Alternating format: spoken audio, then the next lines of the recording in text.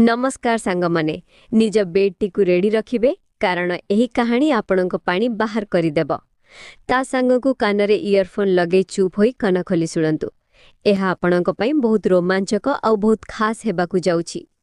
तेबे वीडियोटी पूरा सुनिबे और कहानी पसंद आसिले चैनल सब्सक्राइब निश्चय करिबे। लाइक और शेयर करबाकू भूलिबे नाही। अनितार बाहागर 24 वर्ष बयसरे होइथिला। से शांत सुशीला और गोटे भल गृहिणी थिला। किंतु ता भाग्य ता वैवाहिक जीवन रे खुशी आनी पाडिला नाही। ता स्वामी सुरेश को जुआ खेलिबा और पैसा बर्बाद करिबार खराब निशा थिला। बाहाघरर किछि मास भितरे ही अनिता जानिगला जे सुरेश केबे भी गोटे दायित्ववान स्वामी हेई पारिबो नाही।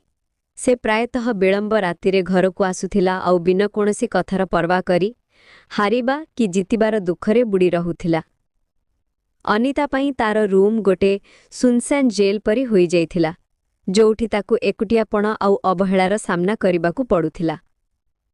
प्रेम और साथीर अभाव धीरे धीरे तांको संपर्करे गभीर गर्त सृष्टि करिदेला। शारीरिक भावरे युवती और सुस्थ हेबा सत्वे भी अनितार जरूरत सबु अणसुणा हेकु रहु जाउथिला। बाहाघरर 10 वर्ष परे जेतेबेले सुरेश घरर संचित धन भी बाजीरे लगेई देला, सेतेबेले अनिता पुणी निज बापा घर को फेरी जिबार कठिन निष्पत्ति नेला। से निज बड़ भाई भौज और तांको पिलामानंक सह रहिबाकू लागिला। परिवार प्रेम तो मिलिला, किंतु ता हृदयर अनकही शोषकू केही मेंटाई पारु नथिले। कारण पिलादिनरु ही तार बुआ अनितार प्रिय थिला। जेतेबेले से छोट थिला, बुआ ताकू निज सह सुआउथिले, तार पाठ पढ़ारे साहाय्य करुथिले आउ ताकू भल कथा सिखौथिले। किंतु एबे से 21 वर्षर गोटे डेंगा और सुंदर युवक हेई जाइथिला, जहार पिलादिनर दुष्टामी एबे गंभीर युवा अवस्थारे बदली जाइथिला। डिसेम्बर मासर छुट्टी जेतेबेले सुरेश सहररु गाँ फेरिला, से बुआ को प्रथम थर पई गोटे नुआ नजर रे देखिला। हल्का नील रंगर कटन साड़ी रे अनिता जेतेबेले अंगणारे तुलसी को पानी दउथिला, तार सरलतारे गोटे अलगा प्रकारर आकर्षण अनुभव हेउथिला। ता आखि जहा पूर्वरु सबुबेले खुशी और जीवंत दिसुथिला, एबे सेथिरे गोटे शांत उदासी और गोटे अजणा अपेक्षा भरी रहिथिला। गोटे ठंडा डिसेम्बर रो खरा बेल थिला। सूर्यर हल्का किरण अंगणारे कोमल गर्माहट दउथिला। घरर समस्ते दीपहर खाइबा परे टिके सुस्थ हेउथिले। तभी दरवाजारे जोरे खटखट शब्द हेला। करण डोर रे थिया होइथिला। ता मुहरे गोटे दुष्ट मुस्कान थिला। पूरा घररे खुशीर लहरी खेलीगला। ता माँ माने अनितार भौज ताकू गले लगेइले। बापा माने अनितार भाई ता पीठ थपथपेइले आउ तापरे ता नजर बुआ उपरे पड़िला। अनिता गोटे कटन चादर घोड़ाई होई हल्का खोला बाला सहित ताकू देखुथिला। करण पाखकू आसी बाहु मेळेइदेला। बुआ कौन मते गले लगेइब नाही? अनिता टिके संकोच कला, किंतु ता पर मुहूर्तरे करण ताकू निज मजबूत बाहुरे भेड़ीनेला। सेही थंडा भरा खरा बेलरे भी अनिता भितरे गोटे अजीब सिहरण खेलीगला। करणर पकुड़े गोटे अलगा प्रकारर दृढ़ता थिला। अनिता तुरंत निजको अलगा कला और नकली शक्ति देखी कहिला, अरे बास बास, तू केती बड़ हेई गलणी, एबे तो जोर रे लगाना। से हसिबाकू चेष्टा कला, किंतु ता स्वररे गोटे हल्का थरथरा थिला। करण ता आखिरे देखिला और अनुभव कला जेमितिकी से किछि अनकही कथा लुचि रखिछि। रातिरे जेतेबेले समस्ते सोई गले, करण छात उपरे पड़िथिबा खटियारे व्यस्त होई सोईथिला। ताकू अजीब लागुथिला। से भाबिला बुआंटू गले लगाऊ लगाऊ एमिति काहींकी लागिला, जेमिति किछि पुरुणा बंधन भांगीगला। तभी अनिता भी छाता उपरे थिबा पानी टांकीरू पानी नेबाकू आसिला। अनिता धीमा स्वररे पचारिला, एबे जाई सोई नाहु? करण कहिला, निद आसुनी बुआ, गाँ पवन बहुत ठंडा अछि। अनिता ता पाखकू आसी गोटे अन्य खटियारे बसीगला। चारिपटे जह्न आलो बिछुड़ी होई पड़िथिला। करण कहिला, एइठी आसिला परे सबुकिछि अलग लागुछि। अनिता गभीर निश्वास नेई कहिला, सबुकिछि बदली नाही बेटा, बस तू बदली जाइछु। एबे तोर अनुभव बड़ हेई गलाणी। करण ता आड़े देखिबाकू लागिला। किछि समयर नीरवता परे अनिता उठिला और तळकू जिबाकू लागिला। जाऊ जाऊ तार ओढ़णी करणर हाथकू छुईंकी बाहरी गला। आरो दिना सकाळे जेतेबेले घरर बाकी लोक कामरे लागिथिले, अनिता ओदा कपड़ाकू ताररे सुखेबाकू आसीथिला। ठंडा पवन बहुथिला और कपड़ा देहरे लागी रहिथिला। करण बरंडारे न्यूज़पेपर पढ़ुथिला। ଯେତେବେଳେ ଅନିତା ଝୁଙ୍କିକି କପଡ଼ା ଶୁଖେଇବା ଆରମ୍ଭ କଲା, କରଣର ନଜର ବାରମ୍ବାର ତା ଆଡ଼େ ଉଠୁଥିଲା। ସେ ନିଜକୁ ବିରକ୍ତ ହେଇ ରୋକିବାକୁ ଚାହୁଁଥିଲା। ଅନିତା କପଡ଼ା ଶୁଖେଇ ଫେରିବାକୁ ଯାଉଥିଲା କି ତାରରୁ କପଡ଼ାରେ ଗୋଟେ ପିନ୍ ତଳକୁ ଖସି ପଡ଼ିଲା। ଆରେ, ଅନିତା ଧୀରେ କିନା କହିଲା। କରଣ ତୁରନ୍ତ ଉଠିଲା ଓ ପିନ୍ ଉଠେଇବା ପାଇଁ ତା ପାଖକୁ ଗଲା। ସେ ଯେତେବେଳେ ପିନ୍ ଉଠାଇଲା ଆଉ ଅନିତାକୁ ଦେବା ପାଇଁ ହାତ ବଢ଼ାଇଲା, ତେବେ ଦୁହିଁଙ୍କ ଅଙ୍ଗୁଳି ପରସ୍ପରକୁ ଛୁଇଁଗଲା। ବାସ୍ ଗୋଟେ ମୁହୂର୍ତ୍ତର ସ୍ପର୍ଶ। କିନ୍ତୁ ଯେମିତିକି ଅନିତା ଶରୀରରେ ଗୋଟେ ତେଜ କମ୍ପନ ଖେଳିଗଲା। ସେ ତୁରନ୍ତ ନିଜକୁ ଅଲଗା କଲା ଆଉ ଜଲ୍ଦି କରି ଭିତରକୁ ପଳେଇଗଲା। ଏବେ ଶୋଇଯା, ଡେରି ହଉଛି। କହୁଥିବା ବେଳେ ସେ ଜୋରରେ କବାଟ ବନ୍ଦ କରିଦେଲା। କିନ୍ତୁ କରଣ ଏବେ ବି ସେଇଠି ଠିଆ ହୋଇଥିଲା, ସେହି ଅଳ୍ପ ସମୟର ସ୍ପର୍ଶର ଗର୍ମାହାଡ଼କୁ ଅନୁଭବ କରିବା ପାଇଁ। ସେହିଦିନ ଖରାବେଳରେ ଘରର ବାକି ଲୋକ ମାର୍କେଟ ଯାଇଥିଲେ। କେବଳ ଅନିତା ଆଉ କରଣ ହିଁ ଘରେ ଥିଲେ। ଅନିତା ଗାଧେଇ ସାରିଲା ପରେ ନିଜ ରୁମ୍କୁ ଆସିଲା। ଟାୱଲରେ ଗୁଡ଼େଇ ହୋଇଥିବା ବାଳ ଆଉ ହାଲକା ଭିଜି ଯାଇଥିବା ଶାଢ଼ୀ। ସେ ମିରର ସାମ୍ନାରେ ଠିଆ ହୋଇ ନିଜ ବାଳକୁ ଶୁଖେଇବାକୁ ଚେଷ୍ଟା କରୁଥିଲା। କରଣ ବରଣ୍ଡାରେ ବ୍ୟସ୍ତ ହୋଇ ବୁଲୁଥିଲା। ତା ମନ ବିଚଳିତ ଥିଲା। ମତେ କ'ଣ ହେଉଛି? ସେ ଗଭୀର ନିଶ୍ୱାସ ନେଇ ନିଜକୁ ପଚାରୁଥିଲା। ତବି ଜୋରରେ ପବନ ବହୁରୁ ବୁଆର ରୁମ୍ର କବାଟ ଟିକେ ଖୋଲିଗଲା। କରଣର ନଜର ଭିତରକୁ ଗଲା ଆଉ ସେଇଠି ଅଟକିଗଲା। ଅନିତା ନିଜ ଶାଢ଼ୀର କାଣି ଠିକ୍ କରୁଥିଲା। କରଣ କିଛି ସେକେଣ୍ଡ ପାଇଁ ସ୍ଥିର ହେଇଗଲା। ତଭି ଅନିତା କତଲେ ଉଠିଲା ଆଉ ତା ନଜର ଡୋରରେ ଠିଆ ହୋଇଥିବା କରଣ ସହ ମିଶିଗଲା। ତାଙ୍କ ଆଖି ମିଶିଗଲା। ଗୋଟେ ମୁହୂର୍ତ୍ତ ପାଇଁ ସବୁକିଛି ଯେମିତିକି ଥମିଗଲା। ଅନିତାର ମୁହଁ ଲାଜ ଆଉ ଘବରାହଟରେ ଲାଲି ପଡ଼ିଗଲା। ସେ ଜଲ୍ଦି କରି କାନିକୁ ଛାତିରେ ବୁଡ଼ାଇ ଦେଲା ଆଉ ତା ଆଖିରେ ଏବେ ଗୋଟେ ଅଜଣା ଚମକ ଥିଲା। କରଣକୁ ପ୍ରଥମ ଥର ପାଇଁ ଲାଗିଲା କି ବୁଆ ବି ତାକୁ ସେମିତି ଦେଖୁଛନ୍ତି ଯେମିତି ସେ ବୁଆକୁ ଦେଖୁଛି। ଅନିତା ହାଲକା କମ୍ପୁଥିବା ସ୍ୱରରେ ପଚାରିଲା, ତୁ ଏଠି କ'ଣ କରୁଛୁ? କରଣ ହଡ଼ବଡ଼ ହେଇ କହିଲା, କିଛି ନାହିଁ ବୁଆ, ବସ୍ ପବନରେ ଡୋର ଖୋଲି ଯାଇଥିଲା। ଅନିତା କିଛି ଜବାବ ଦେଲା ନାହିଁ। ସେ ଗଭୀର ସ୍ଥିର ନଜରରେ କରଣକୁ ଦେଖିଲା ଆଉ ଡୋର ଧୀରେ କିନା ବନ୍ଦ କରିଦେଲା। କିନ୍ତୁ ସେହି ଆଖିର ଭାଷ ସବୁକିଛି କହିସାରିଥିଲା। ଆଗାମୀ ରାତି ପ୍ରାୟ 11ଟା ବେଳେ ଘରରେ ପୂରା ସୁନସାନ୍ ଥିଲା। ଅନିତାକୁ ନିଦ ଆସୁନଥିଲା। ସେ ବ୍ୟସ୍ତ ହୋଇ ବାହାର ବାରନ୍ଦାକୁ ଆସିଲା। ସେଠାରେ କରଣ ପୂର୍ବରୁ ହିଁ ଶୋଇଥିଲା। ଅନିତା ହାଲକା ସ୍ୱରରେ ପଚାରିଲା, ଏବେ ଯାଇ ଶୋଇନାହୁଁ? କରଣ ତା ଆଡ଼େ ଦେଖିଲା। ତା ସ୍ୱରରେ ଗୋଟେ ଅଜୀବ ଗମ୍ଭୀରତା ଥିଲା। ନିଦ ଆସୁନି ବୁଆ? ଅନିତା ପାଖ ଖଟିଆରେ ବସିଗଲା। କରଣ ଏବେ ବି ତାକୁ ଦେଖୁଥିଲା। ତା ଆଖିରେ ମାସୁମିୟତ ଏବେ ପୁରୁଷତ୍ୱରେ ବଦଳି ଯାଉଥିଲା। ଅନିତାକୁ ଅନୁଭବ ହେଲା ଯେ କରଣ ତାକୁ ସେମିତି ଦେଖୁଛି ଯେମିତି ଗୋଟେ ପୁରୁଷ ଗୋଟେ ସ୍ତ୍ରୀକୁ ଦେଖେ। ଆଉ ଆଶ୍ଚର୍ଯ୍ୟର କଥା ଏହା ଥିଲା ଯେ ତାକୁ ଏହା ଭୁଲ ଲାଗୁନଥିଲା। ତେବେ ହଲକା ପବନ ବାହିଲା ଆଉ ଅନିତାର ବାଲ ତା ମୁହଁ ଉପରେ ଆସିଗଲା। କରଣରୁ ଆଉ ରହାଗଲା ନାହିଁ। ସେ ଧୀରେ କିନ୍ ହାତ ବଢ଼ାଇଲା ଆଉ ଅନିତାର ମୁହଁରୁ ତା ଜୁଲ୍ଫାକୁ ପଛେଇ ଦେଲା। ଅନିତାର ପୂରା ଶରୀର ଯେମିତିକି ଶୂନ ହେଇଗଲା। ଆଉ ଏଇଥର ସେ ନିଜକୁ ରୋକିଲା ନାହିଁ। କରଣର ସ୍ପର୍ଶରେ ଅନିତାର ପୂରା ଶରୀର ଗୋଟେ ଅଜୀବ ଗର୍ମିରେ ଭରି ଯାଇଥିଲା। ଜୁଲ୍ଫାକୁ ପଛେଇ କଲାବେଳେ ତା ହାତ ଯେତେବେଳେ ଅନିତାର ଗାଲାକୁ ହଲକା ଛୁଇଁଲା, ତେବେ ଦୁହିଁଙ୍କ ନିଶ୍ୱାସ ତେଜ ହେଇଗଲା। ଅନିତାର ଆଖିରେ ଏବେ କୌଣସି ସଙ୍କୋଚ ନଥିଲା, ବରଂ ଗୋଟେ ପୁରୁଣା ଶୋଷା ଝଲକୁଥିଲା। ସେ ଜାଣିଥିଲା ଯେ ସେ ଯେଉଁ ସୀମାରେ ଠିଆ ହୋଇଛି ତାହା ନୈତିକତା ଆଉ ସମ୍ପର୍କର ସୀମାକୁ ଭଙ୍ଗୁଛି। କିନ୍ତୁ ତା ଏକାଟିଆ ହୃଦୟ ଏବେ କୌଣସି ତର୍କ ଶୁଣିବାକୁ ପ୍ରସ୍ତୁତ ନଥିଲା। କରଣ ନିଜ ହାତ ଫେଇ ନେଲା ନାହିଁ, ବରଂ ଧୀରେ କିନା ଅନିତାର ଠୁଡ଼ି ଚିନ୍କୁ ଛୁଇଁ କରି ତା ମୁହଁ ନିଜ ଆଡ଼େ ମୋଡ଼ିଲା।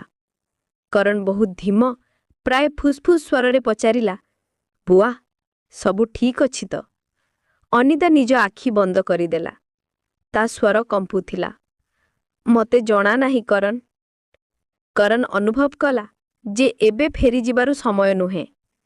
ତା ଭିତରେ ଥିବା ଯୌବନର ପାଗଳାମୀ ଏବେ ସୀମା ପର କରିବାକୁ ଲାଗିଥିଲା। କରଣ ଧୀରେ କିନ୍ କହିଲା, ମତେ ଲାଗେ ଆପଣ ଏକୁଟିଆ ଅଛନ୍ତି ବୁଆ, ବହୁତ ଏକୁଟିଆ। ଅନିତାର ଆଖିରୁ ଲୁହ ଆସିଗଲା। ଏତେ ବର୍ଷ ପରେ କେହି ତା ଏକୁଟିଆପଣକୁ ଅନୁଭବ କରିଥିଲା। ସେ ଆଖି ଖୋଲିଲା ଆଉ ସିଧା କରଣର ଗମ୍ଭୀର ଆଖିରେ ଦେଖିଲା। ହଁ, ମୁଁ ଏକୁଟିଆ ଅଛି କରଣ, ବହୁତ ବର୍ଷରୁ। ଏହା କହିବା ମାତ୍ରେ ଦୁହିଁଙ୍କ ମଝିରେ ଥିବା ଶେଷ କଣ୍ଟା ଭଙ୍ଗିଗଲା। କରଣ ଧୀରେକି ନିଜ ହାତ ଆଗକୁ ବଢ଼େଇଲା ଆଉ ଅନିତାର ଗାଲରେ ନିଜ ଅଙ୍ଗୁଠି ବୁଲେଇବାକୁ ଲାଗିଲା। ଅନିତା ସହଜରେ ନିଜ ଆଖି ପୁଣି ବନ୍ଦ କରିଦେଲା ଆଉ ତା ସ୍ପର୍ଶରେ ହାଜିଗଲା।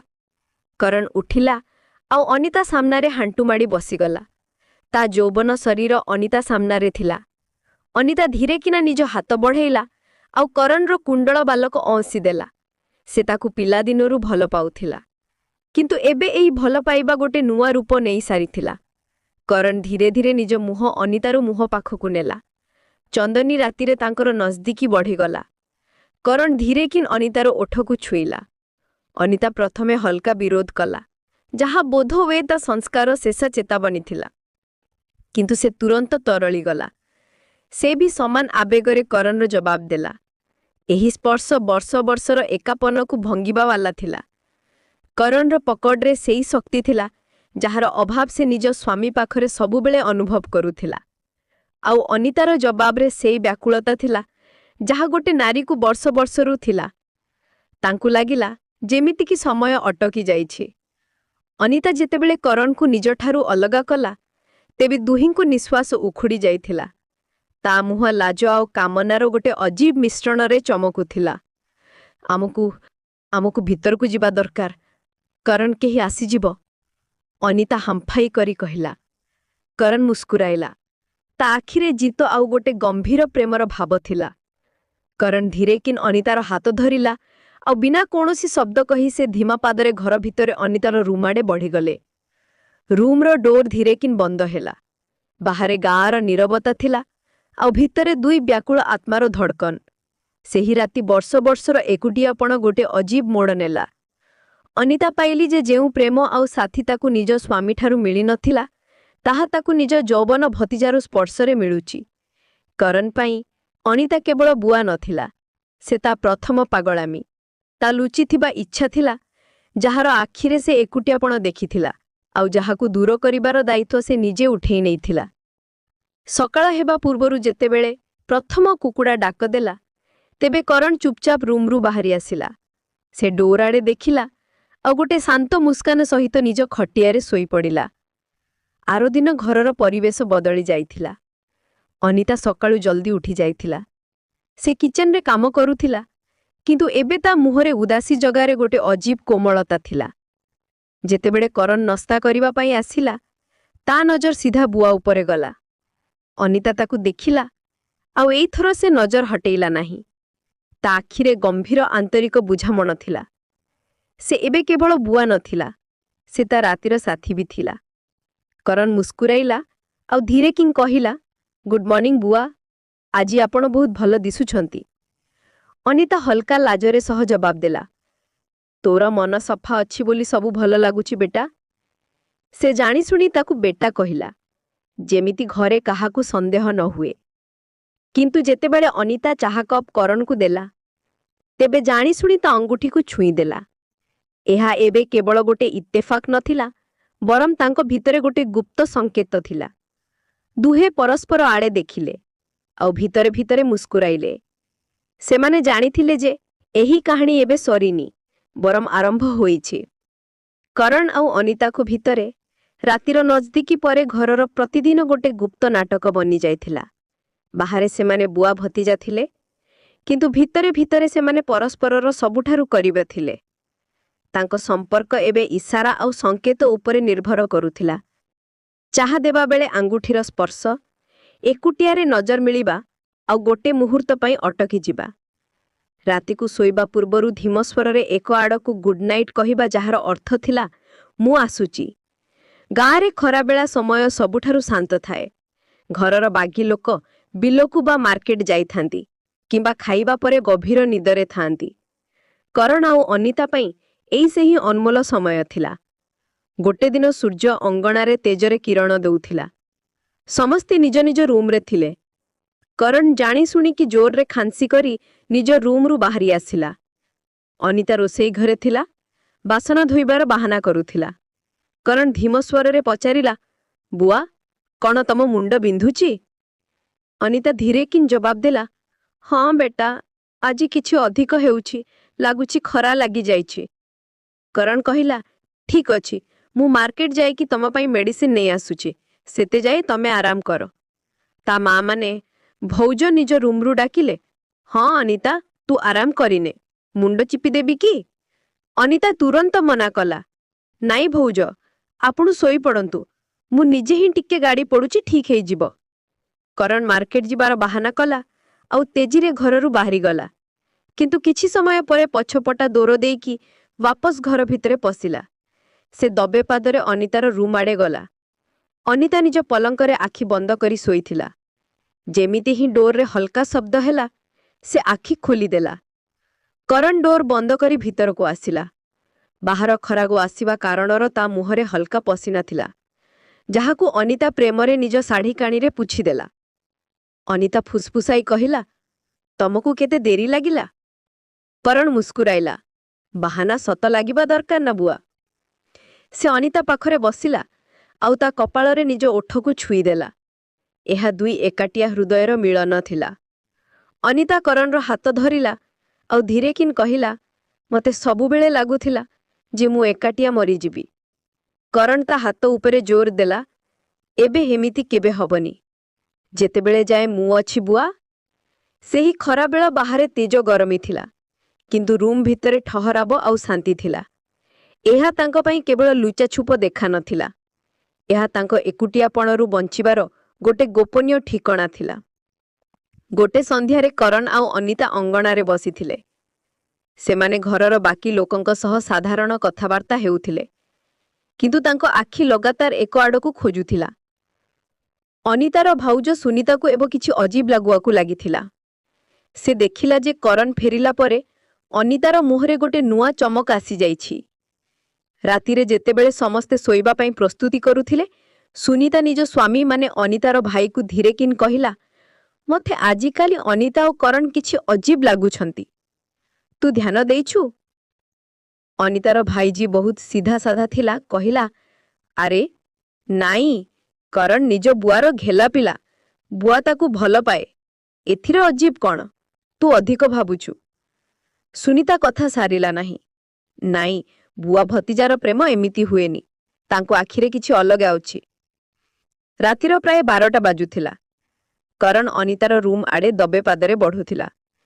से डोर हल्का खोलिला आउ भीतर को जीवाकू बसिथिला कि अचानक सुनीता निज रूमरू पानी पीबा पई बाहर को आसिला। करण तुरंत वाल पछे लुचिगला। सुनीता बाहर को आसिला। से रोसेईरू पानी नेला आउ पछेइला। ता नजर सीधा अनितार रूम डोर उपरे गला, जहा हल्का खोला थिला। सुनीता अटकी गला। से भाबिला अनिता ता डोर सबुबेले बंद करी सुए। सुनीता धीमा पादरे डोर आड़े बढ़िला। करणर निश्वास अटकी जाइथिला। से भाबिला, आजी पा आमे पकड़ा होई जिबु। जेमिति ही सुनीता डोर आड़े हाथ बढ़ेइला, भितरु गोटे खटखट शब्द हैला। अनिता जेमिति की विपद को जानी पारिथिला आउ जणी सुनी किछि जिनस तळे पकेइदेला। सुनीता डळिकी पछेइगला। ताकू लागिला कोनोसी मूसा की बिलेई थिबो। से डोर को बाहरु हल्का धक्का देला आउ तेजीरी नेहा रूम को फेरीगला। जेतेबेले सबु शांत हैला, करण पसीनारे भिजी जाइथिला। से धीरे किन बाहर को आसिला।